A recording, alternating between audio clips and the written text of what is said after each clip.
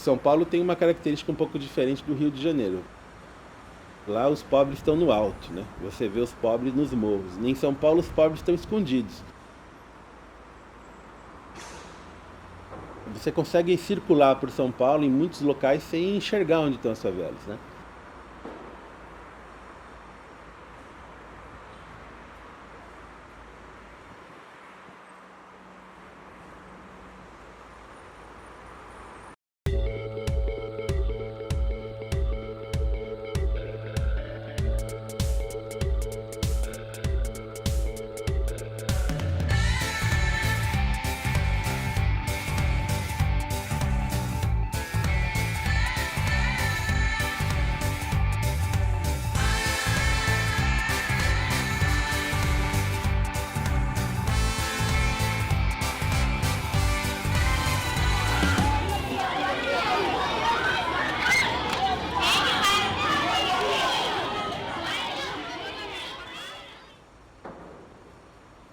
A região oeste de São Paulo, que pega Butantã, Pinheiros e Lapa, é a região mais rica da cidade. Só que na região mais rica da cidade, a subprefeitura do Butantã tem 2 distritos que estão entre os mais pobres. Temos 92 favelas na região do Butantã. A São Remo é uma delas. A São Remo está num local muito estratégico, né? A gente está aqui no entroncamento entre a cidade de São Paulo, a cidade de Osasco, as Marginais, a própria Universidade de São Paulo. Ela é uma favela que ocupou um terreno da USP há mais de 30 anos. São 5,2 mil famílias que vivem aqui em alguns quarteirões. Pouquíssimas casas de madeira você vai encontrar aqui. A maioria das casas aqui da São Remo elas já são de alvenaria. Eu moro aqui há 35 anos, vim para cá pequena também e me fiz aqui.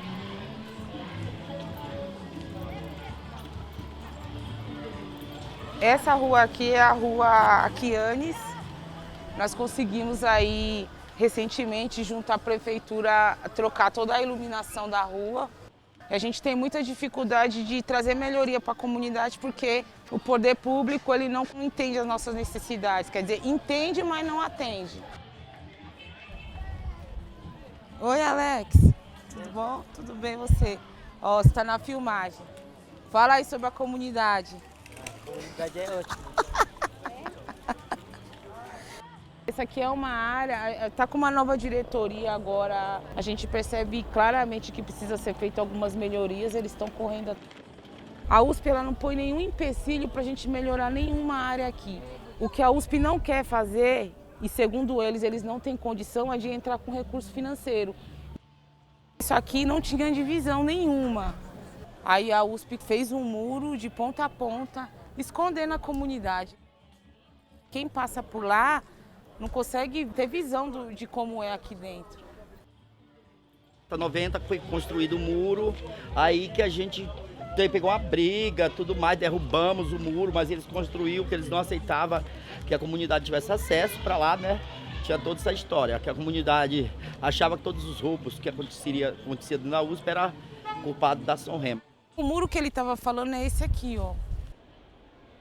Quando não tinha esse muro, as famílias usavam a universidade no final de semana para trazer seus filhos, para passear.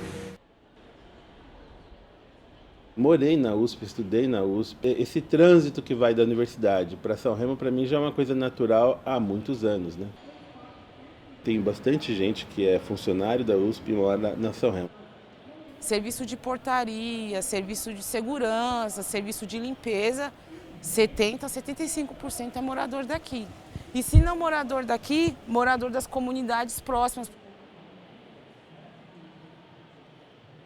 O que vem de ação social da comunidade universitária para São Remo quase sempre vem por intermédio de alunos. Para uma universidade do tamanho da USP, que é a maior universidade da América Latina, e pelo fato, né, dessa universidade ser vizinha de uma comunidade como a São Remo, eu acho que a USP poderia fazer muito mais.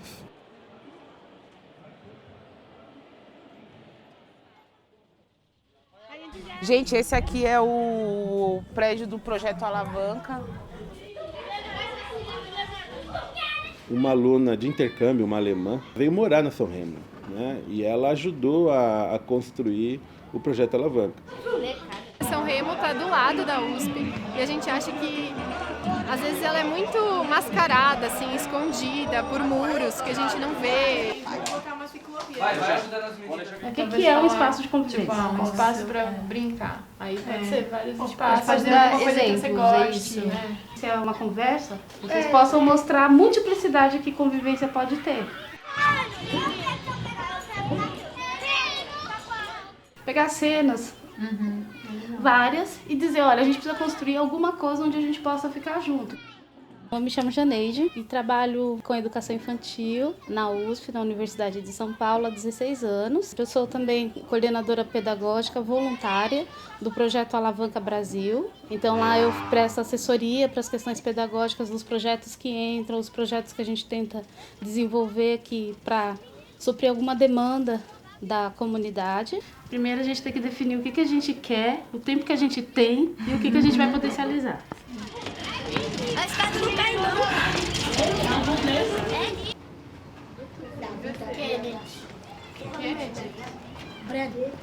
Breno. Gabriel. Meu nome é Gabriel, mas pode me chamar de Gazão. Gazão? Bom, a gente criou a FAO Social no começo desse ano. Foi uma demanda porque a gente faz muitos trabalhos na faculdade para comunidades. Os trabalhos são muito idealizados, sem a gente saber exatamente o que essas pessoas precisam. A rua, aqui é o quê? Você tá pensando, aqui é que passa carro? Vocês têm coisas para contar para eles, mas eles também têm muitas coisas para contar para vocês. E é quase que um acordo de cavalheiros aí, né? E damas. Isso é igreja. Obrigado. Estamos tentando com a prefeitura aqui, ó. Ó, essa igreja pode ser? Sou Ban, a raposa imortal. Ban, bandido, vivendo sempre sozinho, vagando pelo mundo e buscando o caminho. A ganância não acaba, o desejo é infinito. Eu quero ter mais do que eu preciso. O céu não é o limite, minha alma não sossega. Estou sempre atrás do que o meu olho enxerga.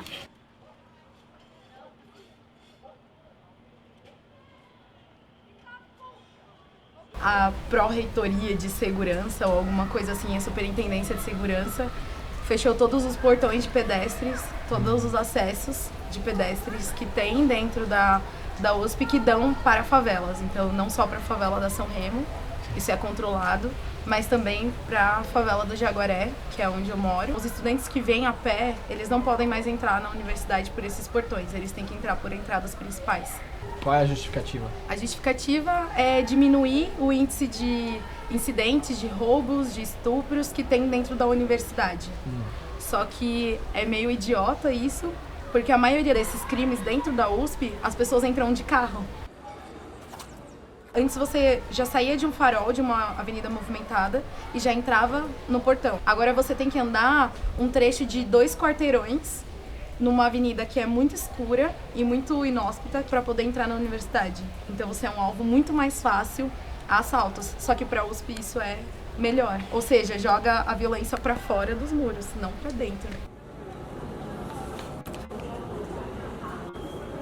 Por exemplo, tem um estudante da USP que morreu. Aqui lota de polícia. E eles pegam os meninos, levam para a delegacia, os meninos apanham para falar. A confissão é conseguida dessa forma, batendo. A periferia é tratada dessa forma. Se colocou uma marca que aqui é só gente que não vale nada. Aqui eu não preciso pedir por favor e nem dar licença. Se entrar um carro da polícia aqui, até quem não deve sai correndo. Quem vai ficar? Quem vai ser a próxima vítima? Quando você tenta mostrar para essas pessoas que você tem direitos, que você tem deveres também a cumprir, não adianta, você é uma voz no deserto. A gente teve um caso que a polícia foi chamada na escola, aqui próximo, foi contada uma versão pelo policial, quando chegou lá a gente viu no vídeo que não era nada daquilo. A palavra da polícia sempre vale mais que a nossa, sempre foi assim. No dia de ontem, dia 31 de agosto, houve um entreveiro entre a polícia e meninos aqui da comunidade. 2 dos meninos faleceram. O policial tem medo hoje, então ele descarrega esse medo com agressividade. Violência com violência não se combate, se combate com técnica, com política pública. Existe o racismo, sim, dentro da comunidade. A polícia veio aqui, ele viu um preto, ele vai matando em cima daquele preto. Quem que está lá que vai se preocupar com as coisas que acontecem na periferia? Se é preso, se não vai, se é injustiçado, se não é, se a família sofre, se não sofre. Saúde é importante, educação é importante, esporte, educação mas a nossa dignidade, né, também é importante.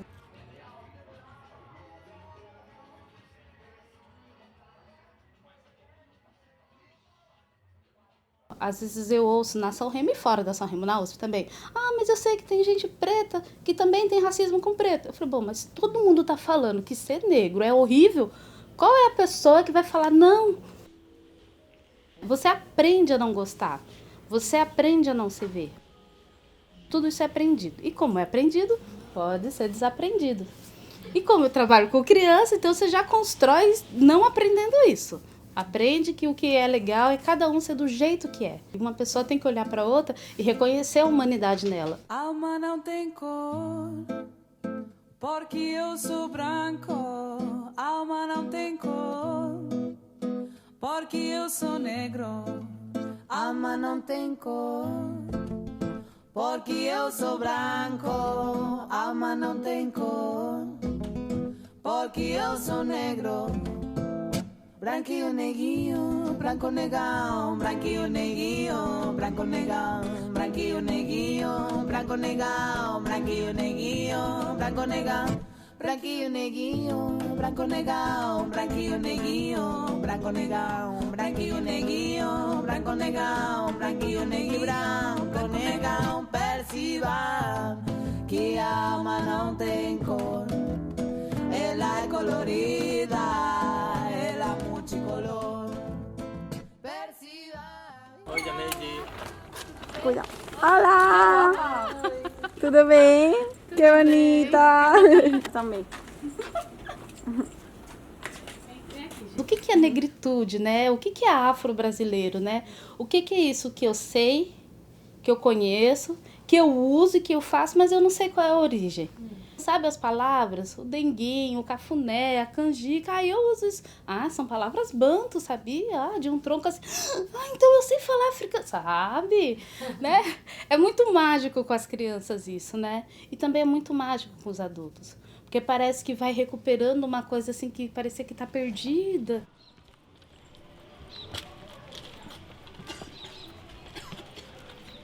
Quer falar sobre a comunidade? Aqui, ó, você está sendo filmado, você vai fazer parte de um documentário. O que você acha de morar aqui? O que você acha que falta na comunidade? Nada.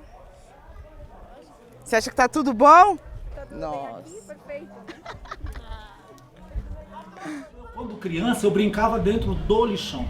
Eu quase que fazia a minha oração diária, que era não viver aquela vida ali, mas só que você tinha que ajudar em casa. O Brasil é um país muito desigual, né? Assim, nós somos um país rico, uma das 10 maiores economias do mundo, mas assim, a gente tem uma concentração de renda muito grande, né? Qual a barreira cultural existente entre nós e eles? É a iniciativa de sair de lá, de sair da sua zona de conforto e falar assim, eu vou lá ver, sabendo o que eles precisam para que a gente possa fazer algo concreto.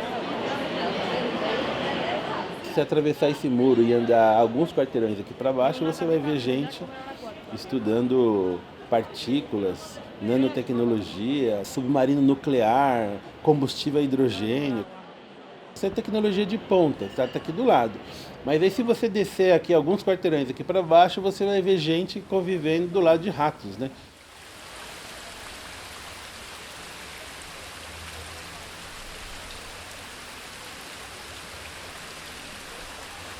A gente vai ver muita água escoando, mas se você for procurar saber a origem, você não consegue descobrir, porque muita gente usa a mesma água, foi puxando de cano. No começo do ano, no verão, teve muito caso de dengue aqui. Olha a quantidade de ratos, se cai uma chuva, a água sobe. Óbvio que eles fazem xixi, né? O pessoal aqui corre o risco de pegar uma leptospirose. Aqui a gente tem condição de ver um pouco o lado de dentro.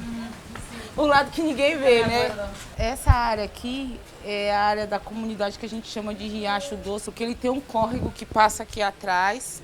Constantemente, quando chove, esse riacho ele sobe, alaga a casa das pessoas. Em 2012, a gente teve um caso aqui de desmoronamento dos barracos. 40 pessoas foram prejudicadas por conta de uma chuva que teve. Então, para canalizar isso aqui, precisa de investimento. Eu trouxe para o governo local e para a comunidade aqui a proposta, né, de se criar um arranjo de tecnologia social ODS orientado, uma versão dos ODS para um plano de ação da comunidade. Como a gente já sabia que na São Remo, em várias comunidades da região, já acontece muita ação socioambiental, imediatamente a gente já imaginou um arranjo de tecnologia social que qualquer grupo, pessoa, entidade, organização que tivesse envolvido ou quisesse participar de alguma ação na comunidade, ela poderia ter os ODS como referência. A gente está tendo que estudar, né, os princípios da agenda, porque isso não é uma coisa simples, e pensar no qual é a demanda que a gente tem enquanto comunidade e como transforma isso utilizando esse princípio da agenda. Também fazer parte desse experimental. Tem muitas lideranças, tem muitos projetos, tem muita coisa acontecendo na São Remo, mas o que é diferente é essa perspectiva de você trabalhar de maneira integrada com tantos atores dispersos, né?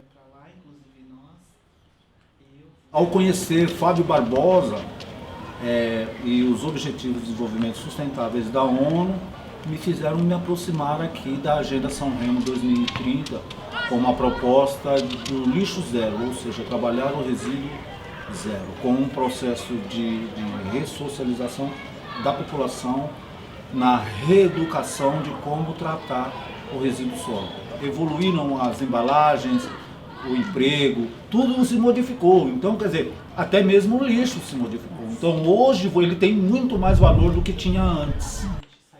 Como a comunidade não tem lugar para jogar entulho, então eles vão jogando em terreno vazio. Porque, na verdade, quem deveria cuidar desse terreno aqui deveria ser a USP, mas como é um terreno que ela não usa e ela já cedeu para a comunidade, então ela não tem essa preocupação. Esse terreno, assim como o da creche, assim como o da UBS, foi cedido de 4 anos para cá. Antes disso, a gente não tinha nem a possibilidade de pedir. Aqui daria para fazer, por exemplo, um belo céu, não daria? Daria para ter escola, daria para ter creche, daria para ter EMEI, daria para ter tudo aqui. Mas quem é o representante que está lá que ia ter essa preocupação com a gente? Porque aqui ia ter que ser investido muito dinheiro, né? As lideranças que são formadas dentro dessas comunidades não conseguem dar destino às políticas, ou pelo menos se aproximar das políticas públicas, no sentido de trazê-las para dentro da comunidade. Fica sempre difícil, porque quando você se aproxima do seu intento, entra o político, desvia o foco, porque ele quer que você vista a camiseta dele, e no final ele não traz a política pública. Aqui é o posto de saúde, ó. Ele foi inaugurado há um pouco mais de 1 ano e pouco. Tudo aqui só acontece na época da eleição. Já estava tudo encaminhado, já estava tudo certo, mas eles esperam próximo da eleição para inaugurar. Eles aproveitam para fazer política, essa é a verdade, né?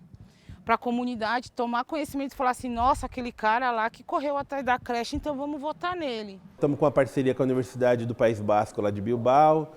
A FIA, que é uma das fundações da USP, está ajudando o portfólio de projetos. A ECA está participando, a FAO vai fazer uma série de oficinas lá na São Remo e a gente pretende mais para frente ampliar essa discussão para toda a região. Uma das nossas alunas é moradora da comunidade São Remo. Então foi através dela que nós chegamos até a comunidade. Tanto o Leandro quanto a Rosângela falaram, olha, O que nós precisamos é de conhecimento de como se faz projetos, porque a gente muitas vezes tem várias ações que a gente precisa buscar financiamento e a gente não sabe como que a gente elabora um projeto para as agências nacionais, as agências internacionais. Agora deixa eu perguntar, vocês preferem ir por aqui ou vocês preferem já ir lá ver o terreno?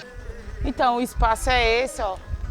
Hoje, o Circo Escola atende crianças e adolescentes até 13 anos. Na São Remo, a educação não é presente.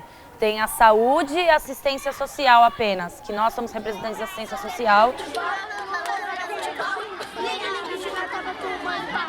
Para trabalhar com a maioria do público da São Remo, você tem que fazer projetos necessariamente voltados à educação, no contraturno escolar.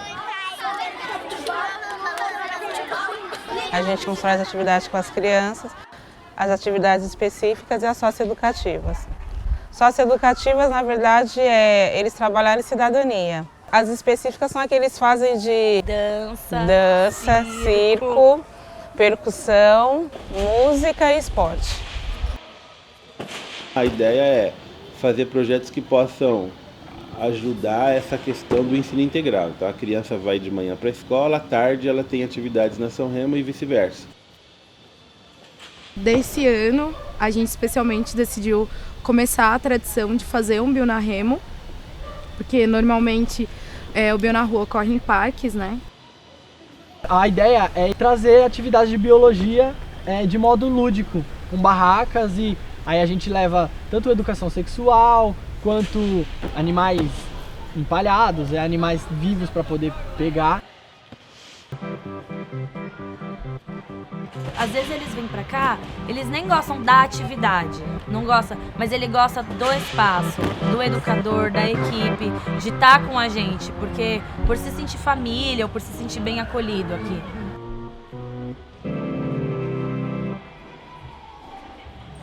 As regras que nós criamos aqui foi criadas em atividade junto com eles. Não pode gritar no refeitório. Foi uma regra que eles conversaram e eles acharam que era melhor para aquele momento.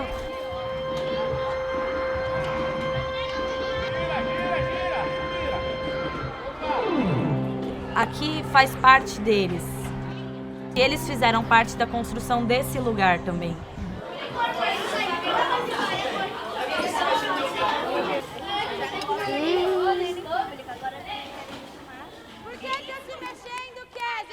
A maioria que mora só com a mãe, ou até com a avó, até com um tio, tia.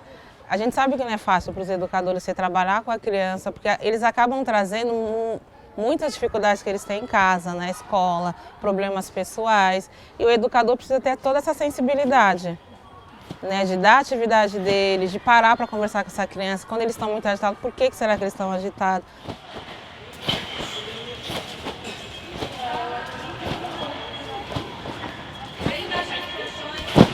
Gostaria que a realidade da comunidade fosse outra.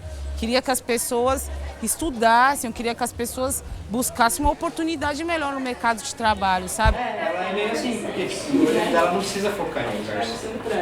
Ela pode... A educação é o que vai salvar essas crianças. Então, acho que é um trabalho em conjunto. A escola, a gente aqui do circo, a família, a sociedade, né, que precisa também se responsabilizar. Porque às vezes você acha que uma criança ela só é da família. Não. Todo mundo é responsável por essa criança. Sabe quando é mais claro, mais escuro. Na verdade, realmente é com eles que a gente precisa aprender. Quando a gente fala em sustentabilidade, natureza, a gente quer fazer isso com os adultos é muito mais difícil você trabalhar essas coisas. Com criança não, é muito mais leve. Porque foto é luz, receptor é que ela recebe. O que quer que venha acontecer aqui dentro a gente precisa, porque a gente não tem nada. É difícil pensar que você vai resolver todos os problemas de uma comunidade carente assim, né, rapidamente. Então vamos identificar os problemas, vamos eleger as prioridades, vamos reunir os atores necessários para a gente tentar alcançar um resultado comum. A formulação dos ODS ela favorece a gente dialogar com os grupos, com as pessoas, seja da comunidade, seja do entorno, seja da universidade, da relevância de fazer essa ação de maneira integrada. Quando a gente tem, né, uma formação como essa, que é uma formação em rede, O processo ele tem que ser mais participativo. O fato da gente estar dialogando com várias comunidades, instituições, ONGs e tal, de repente é algo que se pensa em fazer. Fica tão precioso, que talvez nós mesmos possamos buscar solução para que aquilo aconteça e não dependa exclusivamente de alguém que tenha o dinheiro. Público é aquilo, a gente depende de alguém que esteja lá preocupado com as nossas necessidades aqui. Agora, se o candidato que está lá não tem essa preocupação, a gente vai ter que procurar investimentos privados, mas para isso é preciso ter um bom projeto escrito. Boas ideias todo mundo tem, mas como que a gente pode transformar essas ideias em algum benefício para a comunidade? Para isso a gente precisa de gestão. Nós temos que saber apresentar uma proposta, porque o momento pede que você evolua com relação a essa linguagem. Eu vejo como uma oportunidade da comunidade se tornar protagonista da sua própria vida. Assim como nós estamos levando algum tipo de conhecimento mais acadêmico, mais sistematizado, nós também estamos aprendendo com eles uma outra forma, né, de lidar com as coisas, de ver a realidade. Nós estamos mostrando para eles que existe um espaço ali, um problema lá e a solução somos nós. A gente fica tentando responder uma demanda, uma necessidade muito louca de produzir, de consumir, de ser, estar, poder, né? E acho que o que é a dignidade para nós é ter uma identidade, né? Ser uma pessoa, ser humano. E ter os seus direitos garantidos. Não é ter o celular, é ter o direito de ir e vir, comunicação, enfim, entre todas as coisas, mas não estão pautadas em objetos simplesmente. É que isso vai sendo deturpado, né? O importante não é ser, é ter, o importante é ter. Não, os dois são extremamente importantes.